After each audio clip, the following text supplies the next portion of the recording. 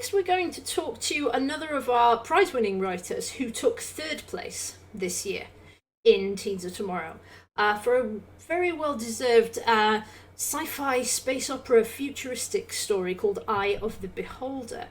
So I have the pleasure of reading a short extract from it before we talk to him about his process and get into the story in a little bit more detail. So, this is Eye of the Beholder by Alec James. Teresa didn't stop until she reached the pool. It was her refuge, the one place she was sure to be alone. No one else enjoyed the pool as much as she did. In truth, it wasn't an actual pool, not a drop of water to be seen. It had been intended to be one of the many cargo holds, but their impromptu departure 6 years before meant they had less supplies aboard, and subsequently more space available. The suggestion to make Cargo Bay 17 into a zero-gravity swimming pool had been enthusiastically welcomed, and it proved very popular to begin with. But after all this time, the novelty had worn off, and few people ever bothered with it. That was one of its attractions for Teresa, the solitude. And of course, it was the only place aboard that she didn't need her chair. Hello, hello. Hello. How are you doing on this fine evening, Al? Pretty good, thanks. Yourself? Not so bad. It's been quite a long evening, and I realise I've slowly descended into darkness with only an enormous spotlight on me, so that's always good fun. Um, your story. I worked with you on the edits for this, and it's been a great advantage of mine to talk to the people that I directly worked with tonight because the stories are obviously at the forefront of my mind. It's a pleasure to have you here to talk a little about yourself and your story. I wondered if you might initially tell the audience a little something about yourself and your writing experience up to this point. Oh, good. Right. Well, we'll start with the fun, difficult questions. Yeah. I've been writing for quite a few years, on and off. I do all sorts of things. This is one of the few short stories that I've actually done. I've done some longer pieces and some novel work. I do script work, lyrics, poetry, all sorts really. And when I'm not writing, I'm a fairly active creative person as well. I'm an active member of a local theatre company. I've been acting for years. I'm in 2 or 3 bands with varying styles, shall we say.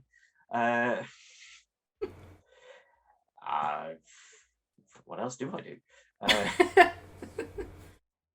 I always hate that question. I can never think what I actually do when I have to try and list it. Yeah, as soon as I put you on the spot, despite having an enormous list of creative endeavours, only 3 or 4 spring to mind. One of the things that I was hoping you might segue into nicely for me, which you didn't, is the fact that I happen to know that you write murder mysteries. This is also true. I do this.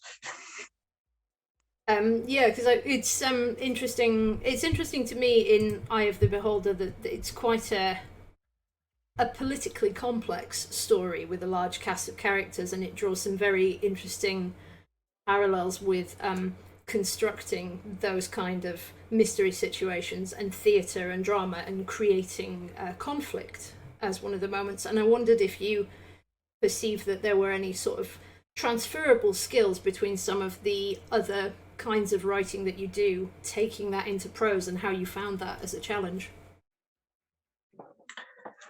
Yeah, I think it's definitely fair to say that there are transferable skills in there.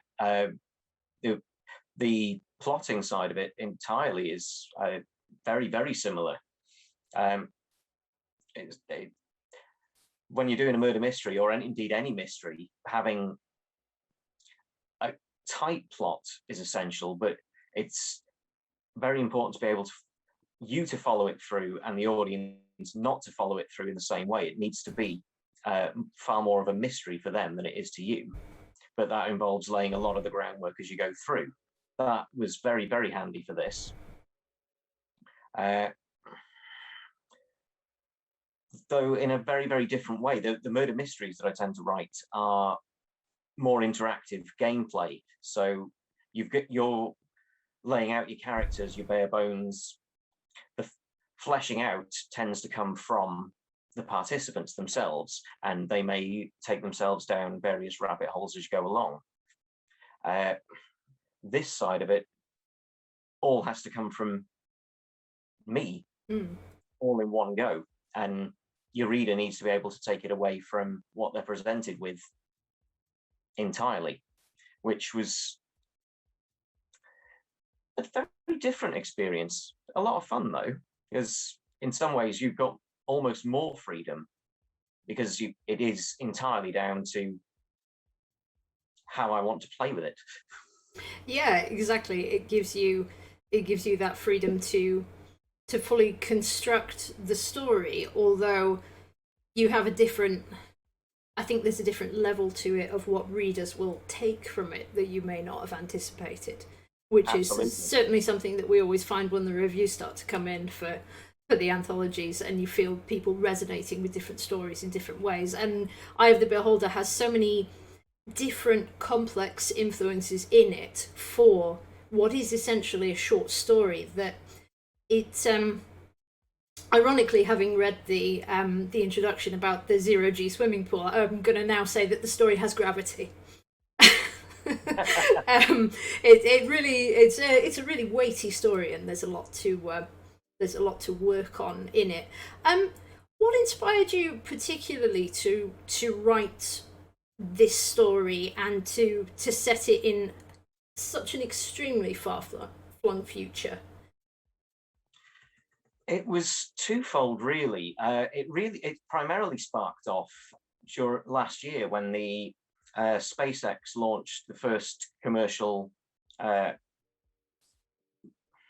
manned space vessel. That obviously was a fantastic achievement to do, but it sparked up a whole lot of discussion in the world in general about what this meant for the future of space travel, and indeed the future of space as a area in total. There were quite a few angles of this that went down into existing sci-fi tropes. So the Wayland Utini Corporation, Tyrell Industries, and things chucked around there a lot for lots of the big conglomerates taking over up there. But my brain started off down a little different path entirely. And I was reminded of some notes that I'd made some time before, mostly dealing with humanity's difficulty, shall we say, at the moment, with dealing with climate change, lots of the implications for that in terms of themselves and their own planet. So they're not doing a particularly good job at addressing that. Indeed not, no. Which just set me off thinking about, well, combining these two ideas of if there is seemingly a real danger of them failing to deal with this. And I struggle to see and process how apathetic a creature must be that they can sit in their own home as it burns around them and not care. Yes, indeed. Yeah. But humanity is supposed to have a really good survival instinct. What happened to that? Yeah, and yet here we are destroying ourselves. And I think, talking about conflict previously, I think in your story you get to that self-destructive moment where even on the brink of a new future for humanity, they still can't agree. No, but they still can't see eye to eye. I mean, there is still conflict and tension between this cast of disparate characters, some from military backgrounds, some from technical backgrounds. People of various skill sets being taken to a new planet. And then we have Teresa in the middle of all of that, who is a young woman who is the daughter of a prominent figure in the story, shall we say, for the sake of not spoiling it too much. Absolutely. And Yeah, she gets very much sort of caught in the crossfire, but as a young woman trying to assume her role as part of this community and learn and grow, but also experiencing the same things that so many teenagers do with discrimination and bullying for various reasons, and also dealing with disability at the same time. So, where where did she come from, and what made you put her at the center of the action? Teresa grew out of my efforts to find who who would have the most interesting point of view to observe Mm. everything unfolding on aboard ship. Because, as you say, the conflict is very much at the center of the ship itself and the life aboard ship, and the power struggle that's at play there.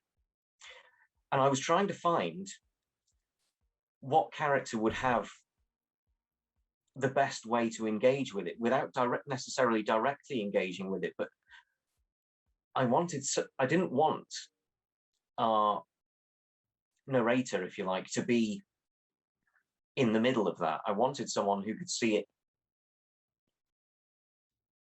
from the sidelines in a Mm. way, but so that they could appreciate in some levels more of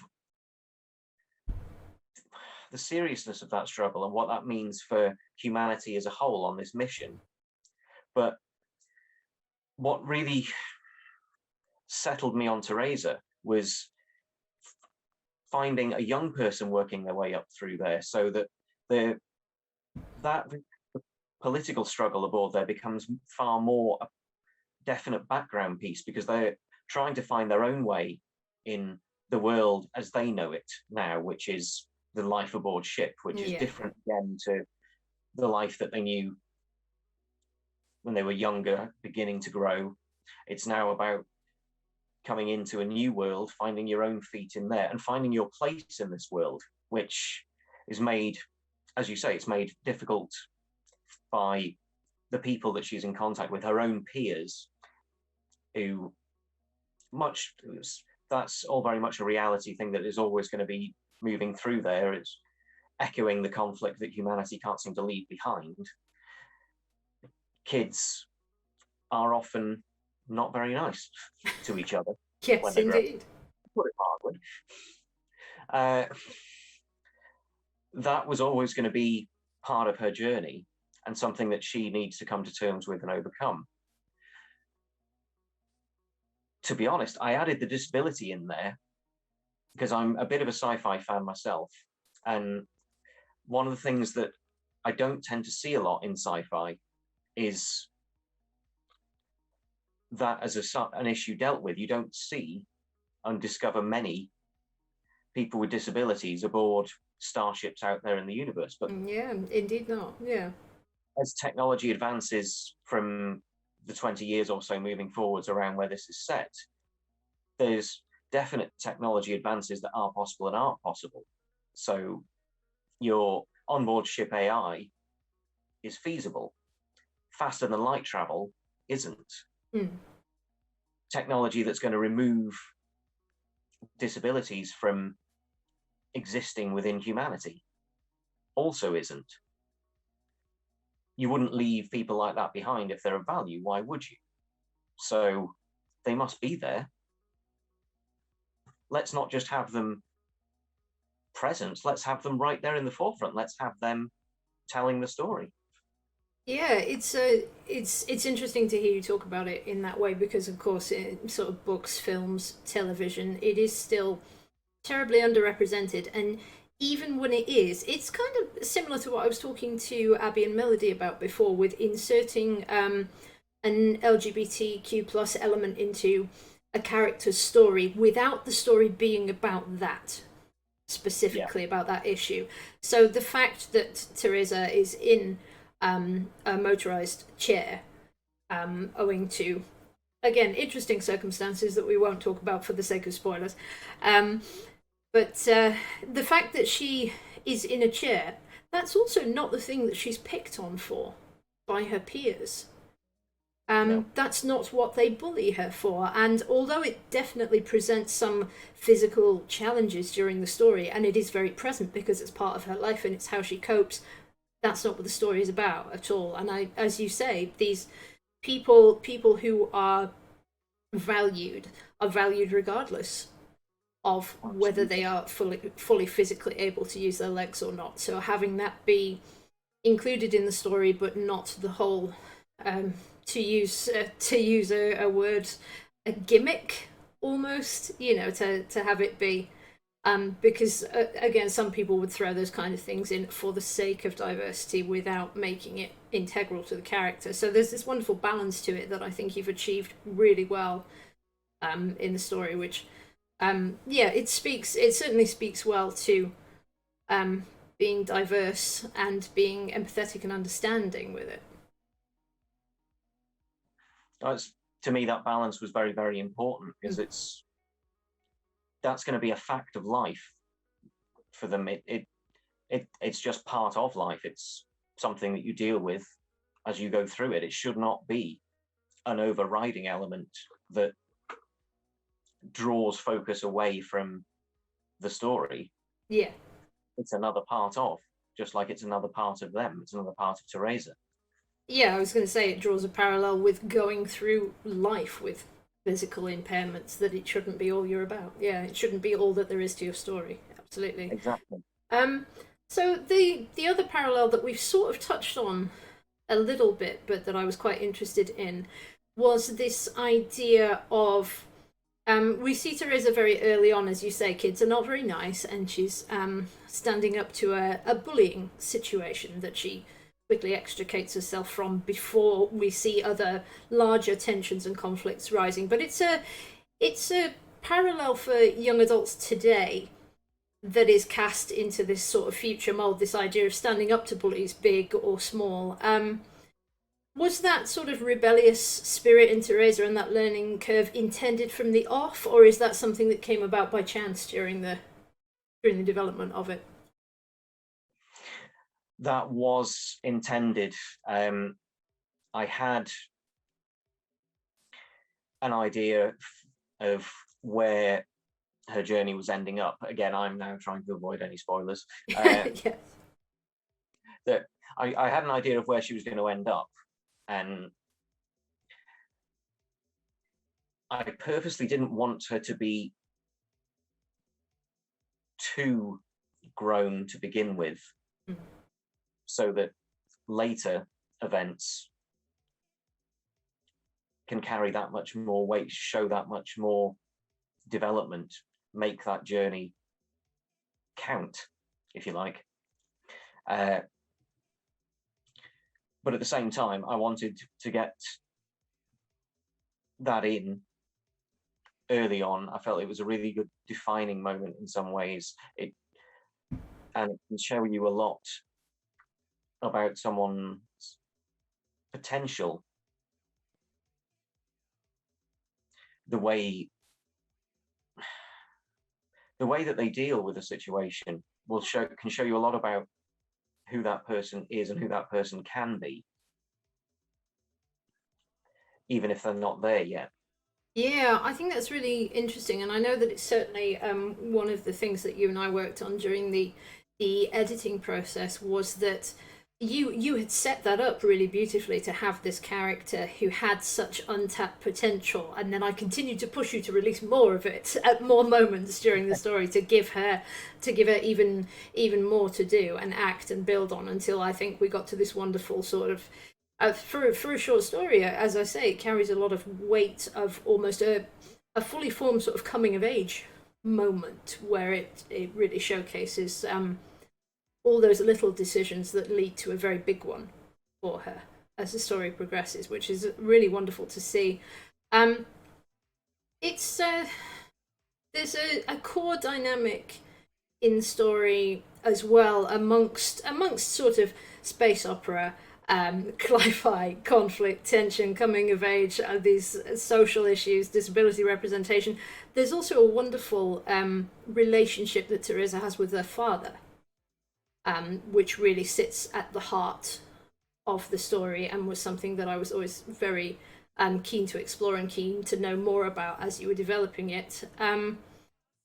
Can you tell us a little bit about the sort of developmental work that you did on that? Because I really feel like it's a really powerful sort of warmth in the middle of a story that has quite a lot of tension and conflict to it. Yeah, I always intended that to be the beating heart, if you like, of the story. It was what keeps the real human element in there. Is Mm. the background tensions and the whole setup of the ship could easily become very, well, even more politicized and power struggle based than it is currently. I could easily pull away from Teresa's story itself and her own personal growth, which was what I really wanted that journey to be. Mm. So her father was key for me of keeping that in there, because he is,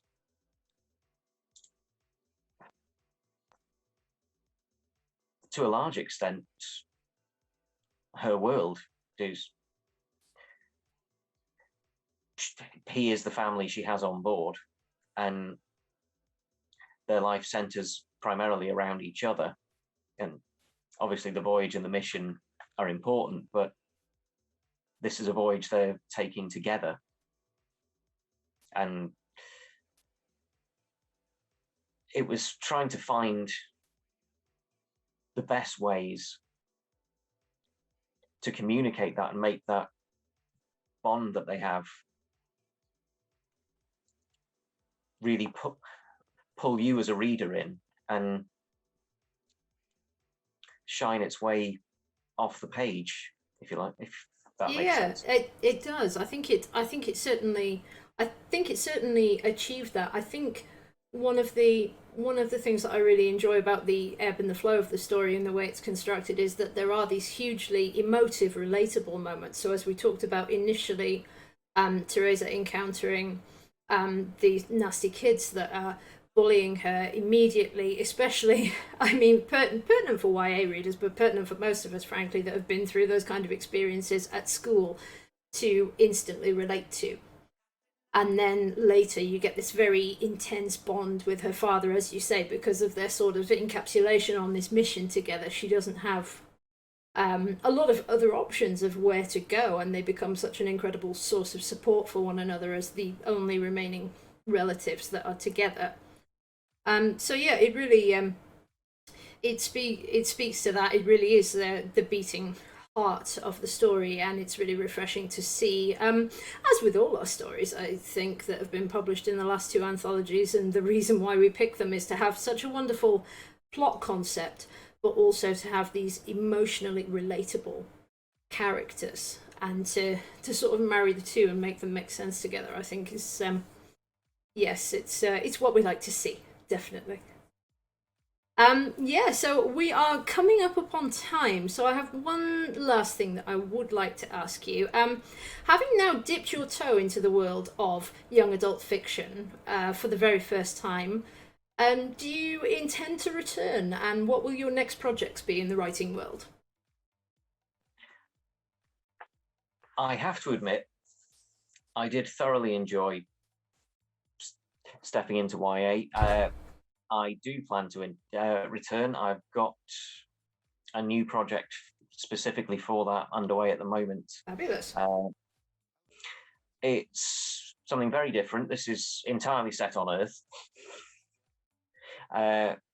In fact, well, I suppose it's a slasher story centering around several kids at a high school in Shropshire in the UK. Oh, fantastic. Yeah, I'm certainly talking my language as soon as you say slasher genre. Yes. I think I might have to talk to Kel again about what she mentioned earlier about a potential sort of horror-esque element to our next potential contest later in the year. Would certainly be wonderful to move even darker than we have already with some of the stories that we've been telling.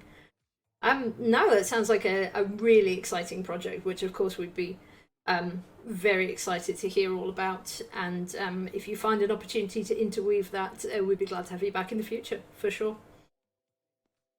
That would be fantastic. Thank you very much. I've really enjoyed this experience.